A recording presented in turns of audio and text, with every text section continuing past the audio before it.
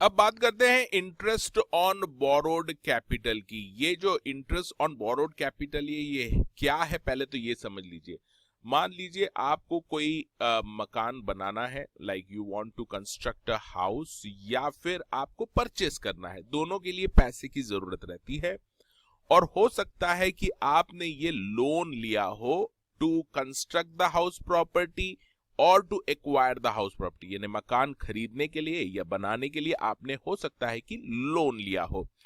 अब ये जो लोन लिया है इसके ऊपर आपको इंटरेस्ट भी पे करना पड़ता है। तो ये जो इंटरेस्ट पे करते उस लोन पे जो आपने हाउस प्रॉपर्टी के लिए लिया है, वो इंटरेस्ट यहां पर इस स्टेप में वो डिडक्टिबल रहता है। अब यहां पर इंटरेस्ट दो तरीके का हो सकता है, इसको आप ध्यान से समझ लीजिए। एक होता है प्री कंस्ट्रक्शन पीरियड का इंटरेस्ट, और दूसरा हो सकता है पोस्ट कंस्ट्रक्शन पीरियड का इंटरेस्ट। मान लीजिए आपकी जो प्रॉपर्टी है वो 15 और 16 ईयर में कंप्लीट हो गई है, तो ये पूरा 15, 16 और इसके आगे का जो पीरियड है इसको हम बोलेंगे पोस्ट कंस्ट्रक्शन पीरियड। और लोन हो सकता है कि आपने पहले से ले रखा हो सकता है आपने 12, 13 में लोन लिया हो और फिर 13, 14 में भी आपका पेमेंट चल रहा हो इंटरेस्ट का, और 14, 15 तक। कहने का मतलब है कि आप पहले से ही लोन ले लेते हैं और फिर 3 साल मान लीजिए कंस्ट्रक्शन में लग गए और फाइनली प्रॉपर्टी रेडी हो गई है, और उसके बाद आप इंटरेस्ट कंटिन्यूअसली पे कर रहे हैं। तो इंटरेस्ट जो आप पे कर रहे हैं वो प्री कंस्ट्रक्शन पीरियड का इंटरेस्ट हो सकता है या फिर पोस्ट कंस्ट्रक्शन पीरियड का इंटरेस्ट हो सकता है। अभी हम जो बात करेंगे वो बात करेंगे पोस्ट कंस्ट्रक्शन पीरियड की, उसकी कंडीशन देखेंगे, और उसके बाद देखेंगे कि आपने जो पहले के पीरियड था, यानी जो हाउस प्रॉपर्टी बनने के पहले से लोन ले रखा था, उसका जो इंटरेस्ट था प्री कंस्ट्रक्शन पीरियड का, उसका डिडक्शन कैसे मिलेगा वो हम बाद में देखेंगे। तो पहले देखिए पोस्ट कंस्ट्रक्शन पीरियड का इंटरेस्ट की कंडीशंस क्या है, और ये हम जो देखने वाले हैं वो एलओपी के केस में देखने वाले हैं। एसओपी के केस में जो इंटरेस्ट है वो मैक्सिमम 2 लाख या 30,000 रहता है, ये हम अलग से डिस्कस करेंगे। तो अभी जो भी डिस्कशन हमारा है वो एलओपी का जो इंटरेस्ट हम लेट आउट प्रॉपर्टी जो है उसके लिए जो लोन ले रखा है उसका जो इंटरेस्ट पे कर रहे हैं उसका केस देख रहे हैं। तो अब हम जो देख रहे हैं वो कंडीशंस देख रहे हैं कि कब आपका interest on borrowed capital deduct होगा और कितना होगा। तो सबसे पहली कंडीशन की, जो आपने लोन लिया है उसका पर्पस क्या है। ये लोन जो लिया था इसका पर्पस था या तो परचेस करना, या कंस्ट्रक्ट करना, या रिपेयर करना, या रिन्यू करना, या रिकंस्ट्रक्शन करना, किसका, हाउस प्रॉपर्टी का। तो इसमें से कोई भी आपका पर्पस हो सकता है लोन लेने का, purchase, construction, repair, renewal, reconstruction. उसके लिए अगर आपने लोन लिया है तो वो उसके ऊपर जो इंटरेस्ट पे कर रहे हैं वो डिडक्टिबल है। दूसरा बहुत ही इंपॉर्टेंट पॉइंट है, deductible on accrual basis. Accrual basis का मतलब है जब आपको इंटरेस्ट ड्यू हो जाता है, ड्यू यानी बैंक की तरफ से आपको डिमांड आ जाती है, ड्यू हो जाता है, तो उस ड्यू बेसिस पे ये डिडक्टिबल हो जाता है। चाहे आपने उसका पेमेंट किया हो या नहीं किया हो ये मैटर नहीं है, अगर वो ड्यू हो जाता है तो आपको डिडक्शन मिल जाएगा इंटरेस्ट का।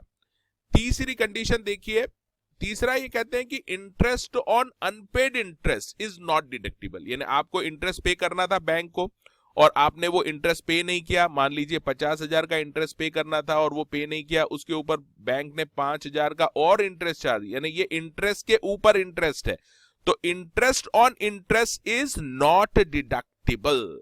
इसके बाद ब्रोकरेज कमीशन फॉर लोन, कभी कभी आप लोन लेते हैं तो बहुत सारे ब्रोकर आते हैं आपके पास कि हम आपका लोन करा के देते हैं, तो जो भी कमीशन या ब्रोकरेज दिया है आपने ब्रोकर को वो डिडक्टिबल नहीं है, यहां पर it will not be deductible.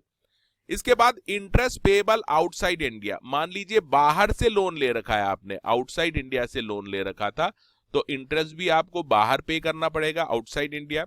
तो अगर इंटरेस्ट आप बाहर पे कर रहे हैं आउटसाइड इंडिया तो it will not be deductible unless यानी कंडीशन लगा रही, डिडक्ट कर सकते हैं इस कंडीशन को फॉलो करने के बाद कि जो कोई भी आप इंटरेस्ट पे कर रहे हैं आउटसाइड इंडिया, सबसे पहले आपको टैक्स डिडक्ट करना पड़ेगा, टीडीएस डिडक्ट करना पड़ेगा वो जो इंटरेस्ट पे कर रहे हैं, और उसका जो एजेंट हो, वो जो आप जिसको भी पे कर रहे हैं, वो अगर इंडिया में हो या आपने टीडीएस डिडक्ट किया हो, दोनों में से अगर कुछ भी किया है तो आपको वो इंटरेस्ट जो आप बाहर पे कर रहे हैं आउटसाइड इंडिया वो डिडक्टिबल है। अगर ये फॉलो नहीं करते कंडीशन, टीडीएस डिडक्ट नहीं करते या उसका एजेंट इंडिया में नहीं है, तो फिर ऐसे केस में आपको वो इंटरेस्ट जो आप बाहर पे कर रहे हैं आउटसाइड इंडिया वो डिडक्टिबल नहीं होगा। और लास्ट में सबसे इंपॉर्टेंट जो पॉइंट है, interest is deductible in full. आपका कितना भी इंटरेस्ट होने दो, 50,000 होने दो या 3 लाख होने दो, whatever be the interest, there is no limit in case of let out property। ध्यान से देख लेना, let out property यानी आपने जो प्रॉपर्टी किराए से दी है, उस प्रॉपर्टी के लिए अगर आपने लोन लिया है तो कितना भी इंटरेस्ट आप पे करते हैं, पूरा का पूरा इंटरेस्ट डिडक्टिबल होता है। अनलिमिटेड अमाउंट ऑफ इंटरेस्ट, कोई लिमिट नहीं है। किस केस में? एलओपी के केस में। एसओपी के केस में ऐसा नहीं है। अगर आपकी सेल्फ एक्वायर्ड प्रॉपर्टी है तो उसमें लिमिट है इंटरेस्ट ऑन लोन की जो डिडक्टिबल होता है, और वो 2 लाख या 30,000 है, ये हम आगे देखेंगे। अब यहां पर एक इंपॉर्टेंट पॉइंट फिर से मैं रिवाइज करा रहा हूं आपको, क्योंकि उसके ऊपर क्वेश्चन आने के चांसेस ज्यादा है। ये ध्यान से देख लीजिए, इट इज इंटरेस्ट हमेशा एक्रूअल बेसिस पे डिडक्टिबल होता है, यानी इस साल का इंटरेस्ट इस साल आपको उसका डिडक्शन मिल जाएगा। पिछले सालों का इंटरेस्ट इस साल डिडक्टिबल नहीं होगा, केवल प्री कंस्ट्रक्शन पीरियड को छोड़ दो तो। म्युनिसिपल टैक्स के केस में ऐसा नहीं था। म्युनिसिपल टैक्स में जो डिडक्शन मिलता है वो पेमेंट बेसिस पे, यानी पे करते हैं तो ही मिलता है, लेकिन इंटरेस्ट ऑन लोन में ऐसा नहीं है। Interest on loan is deductible on accrual basis. Hello friends, मैं सीएस एग्जीक्यूटिव के सारे सब्जेक्ट के लेक्चर्स प्रोवाइड करने जा रहा हूं। मेरी साइट पे ये लिस्टेड हैं, और कुछ इंपॉर्टेंट जो टॉपिक्स हैं इसमें से वो मैं यूट्यूब पे भी अपलोड कर रहा हूं, और साथ में लाइव क्लासेस ले रहा हूं अनअकैडमी पे। Free of cost live classes है सीएस एग्जीक्यूटिव के लिए। अगर आप मेरी सीएस एग्जीक्यूटिव की लाइव क्लासेस ज्वाइन करना चाहते हैं फ्री ऑफ कॉस्ट, तो आप मुझे व्हाट्सएप पे कांटेक्ट कर सकते हैं 9860544418 पे।